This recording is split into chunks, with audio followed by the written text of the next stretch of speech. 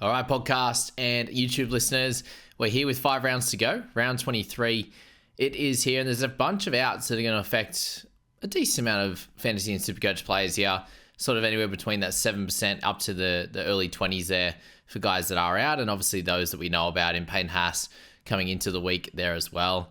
So let's get into it straight from the top with the Bunnies up against the Storm, and the Bunnies look fairly similar for their main guys with Cody Walker returning. You've got Jai Gray, Whiten, Cook, Murray, Colin Matangi, the really important guys in our teams from a fantasy and SuperCoach perspective there that are still in their exact spots, and nothing will change for them, I don't think, in their roles. And if you're someone sitting there with Tane Milne, he's in a solid spot as a hold there. Fletcher Myers keeps his spot if anyone bought him last week, but you're probably not too fast on playing him. In this case, if anything, you are going to be looping him or just leaving him in that the 21 or the 8 jersey there in your fantasy side, which will be sweet. You do see Mamazelis, Duncan, Burgess, and Shaq Mitchell on that bench, with Cheekham moving into the edge position there, with them losing Jacob Host to an abdominal issue in the end. For the Storm, we do see Eli Katoa out. So that's the big news here, with Trent Liero going into the 12 jersey, Nelson coming in to start at 13, which will be, he had a good amount of minutes last week, and that'll continue, obviously, in this one. The back 7 doesn't change for the Storm there, with Munster and Hughes in 6 and 7. If you're interested in going for Munster, I wish you the best of luck. Again, it's a very risky type of play. And Eli Katoa, unfortunately, it's a knee issue, and unsure how long that'll be out for. There's no real clear news on him. It could just be a week-to-week thing. We'll find out a little bit more information from NRL Physio in the near future. But at this point, it's a hold until we find out a bit more info. But it's been an absolute shocking time for owners of Ellie in the last 6 weeks. He's basically averaged, I think, in the high 30s or 40 there across that time, when you would have bought him in the 50s. And all signs were saying he was going to be a 50 to 60 player for the rest of the season. And he's absolutely fallen off a cliff and just not scoring well, either missing tackles or just getting no attacking stats, or no attacking stats of big enough worth to get him into those 60s. He had that one game where he picked up a couple of try assists, I think, but for the most of the game beforehand, he was on a very, very low score and not doing much. That one I would mention there where they need to use them a bit more, and they finally did in that last 20 minutes, and he picked up 2 try assists there. So there you go. That's the first game there. Silva Havili out there along with Dion, who is out for Walker. Okay, so Titans and the Sharks. This is going to be an interesting one for the Sharkies. Actually see Trindle out. He does have a minor hamstring strain. It wasn't just hamstring awareness. So he's hoping to be back next week in round 24, but he could miss that week as well, because we know that hamstrings are a bit of a worry. And the last thing they want is to lose another one of their top line halves there. And you can see here they're playing Blake Brayley in the 7 jersey again. Whether that stays or McInnes plays the 7 like he did last time, or a mix between the two, or whatever they decide to do there. But Cam McInnes moves to the 9 jersey, and looking at this objectively from the start, it feels to me like if I was an owner of McInnes, I'd be very pleased with that. If he's to play 9, I think it will be for a lot of minutes here. Obviously, you do have Jaden Beryl in the 14, so that's probably the only worry of him not playing 80, but I do think there's a high chance that he does move from the 9 jersey and then moves into the middle and just plays 13 again, with Jack Williams in there starting in this week. So they've got Talakai, Rudolph, and Hazleton. So they do have enough middles, but I do think in this case they're going to want as much experience on for as long as possible. So with McInnes in that 9 jersey, I think he'll spend a lot of time on the park, and generally should be a win outside of him playing about 50 to 55 minutes. If he can get to 65, anywhere from 65 to 80, I think he can have a massive score here. Although the Titans do seem to spread it edge to edge a little bit more than some of the teams at the moment, just because that's where their strike is on the edges there in that one. So Kailaro, a very clear hold there. If you got Nikora, same thing, hold on and hope that he has a better game, but he's up against Fafita, so it's going to be an interesting little tussle, that one. And Teague Wilton's still very, very cheap and a potential option this week, and expect Jack Williams to score well at 13 this week. For the Titans, the big news here is unfortunately that Beau Fermor, he played the full 80 last week, scored incredibly, he has the last month, but he got a kidney problem in the end. He's got kidney bruising from getting whacked, obviously. So, yeah, it's tough, and he's obviously very tough as well. So hopefully for him, it is like a 1 week out, and he'll be back next week, and hopefully that is the case. And for owners of him, I think he's a very clear hold, but it's frustrating that that's the case there on that one. You do see AJ Brimson in the 18 jersey, but it does seem like Keanu Kenny will keep that 1 jersey. I don't think he can take it off him. And AJ, if he does come into the side, surely it's a 50% chance that he just plays off the bench. And Kenny is still that guy because he's been absolutely incredible. And they're winning a lot of games with this scenario here with him in the 1 jersey, which is really cool for them. Phil Sami is a guy that has been scoring really well in recent history and is someone we need to look at. With the Titans playing really well, I'll focus on him in the buy, hold, sell this week as well. But have a look at Phil Sami and his scores. Jaden Campbell, obviously another one to look at. Dave Fafita not scoring well enough at the moment. Chris Randall, a really solid guy to have in your side there as well, with Sam Verrills still in the 9 after getting injured last week. So there you go. There's also a few head knocks this week that guys you thought you weren't going to be named, who have been named, which we'll get to fairly soon. But Cleese Haas moves into the 12 jersey. Don't go buying him. Mo Fodawaker having some solid scores there as well. So an interesting one if you do have some trades, but most people don't at this stage. And you see Braden Hamlin-Uele out of this side as well.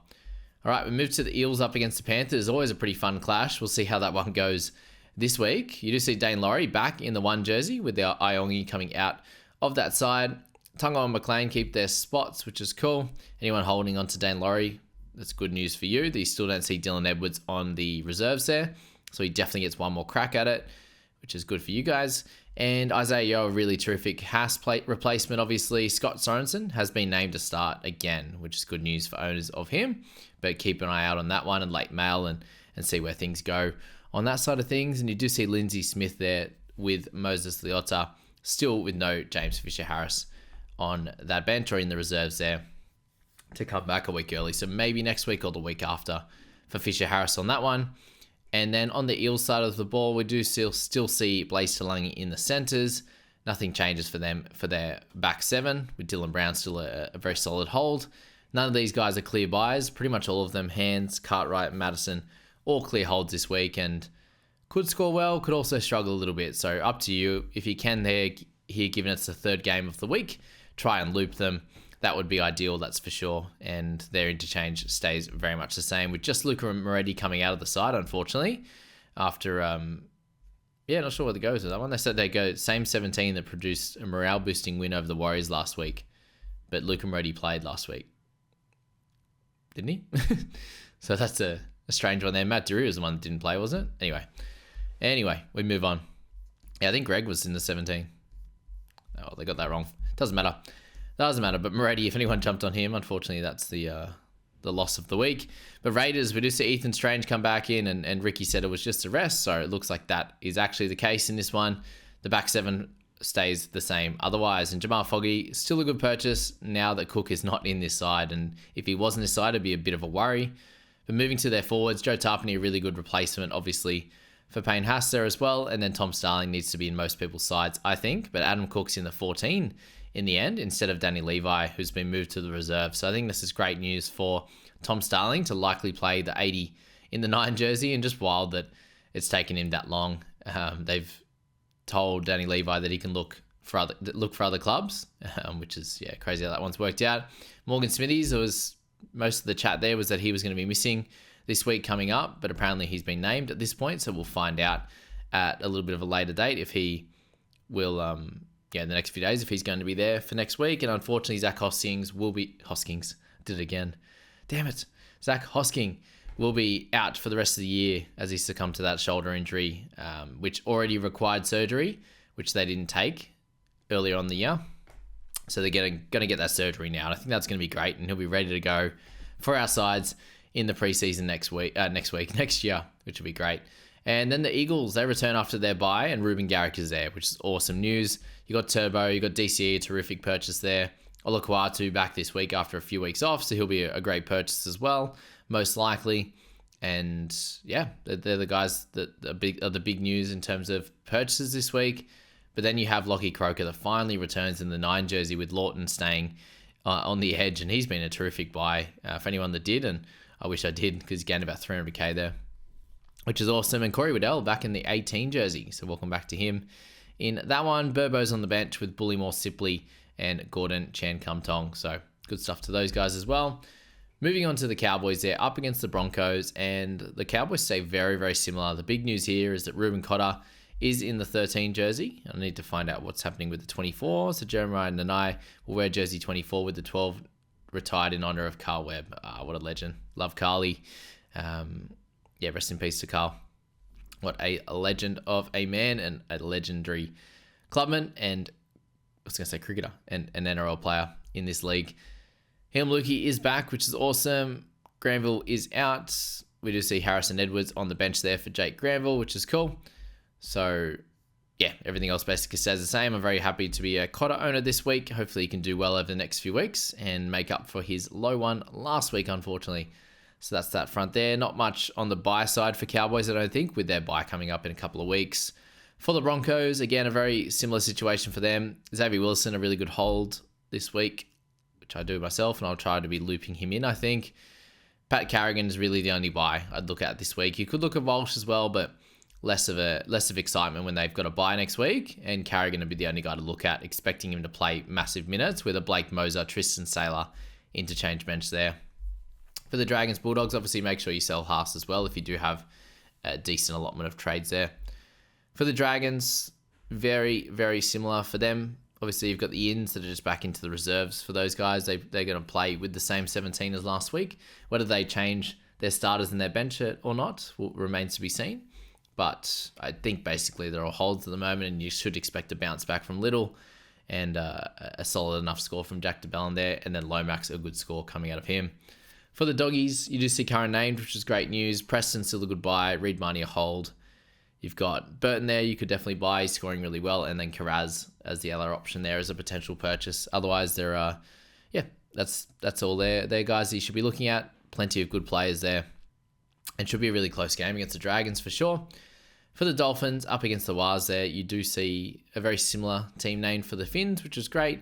You do see Josh Kerr coming out, which makes a lot of sense anyway, even if he wasn't to be suspended there for sure. But Tavita Bangai Jr., and Cody Nikorima are back, which is good. And then Asako has been named as well after his rolled ankle. So it was that lateral sprain, which usually means that he should be fine. So Nikorima will be good. Apparently Plath had an illness as well pre-game. So it's very, very thankful for him to actually play. And he absolutely dominated with a try and a try assist there as well. So thank you, Plath, for your efforts. Hopefully you're good to go this week. Kenny Bromwich in the 13, Tavita starting on that front as well with Keeley and O'Sullivan, both on the interchange bench there, and I don't think that changes too much for Plath, which is good. If you do own Osako, hopefully he can rest up, and it looks like he'll be fine and good to go for that one. All right, make sure everyone you do tune into this game to watch SJ's fourth to last game, and hopefully he does well. Barnett, a terrific replacement, guys, as well for Payne Haas at a bit more of an expensive rate. And this was one of those other ones where Dylan Walker had the head knock, didn't play the rest of the game, and he's been named to play this one as well. So I wonder how that one's going to play out, if he actually will line up or not. And the other big news in this side is Roger moving back to the centres, with Taufa leaving this side after a good couple of weeks for him there as well. But they need to shore up that edge defensively, with those two youngsters playing in the centres being a little bit vulnerable, that's for sure. Adam Vanor-Blake should have a bounce back, and then Wade Egan, very similar on that front as well. All right, let's move to the final game. The Knights up against the Tigers there. Bunch of the Knights guys are really solid purchases. We do see Jaden Brayley likely to get big minutes again, back into the 60s with Phoenix Crossland still named at 7.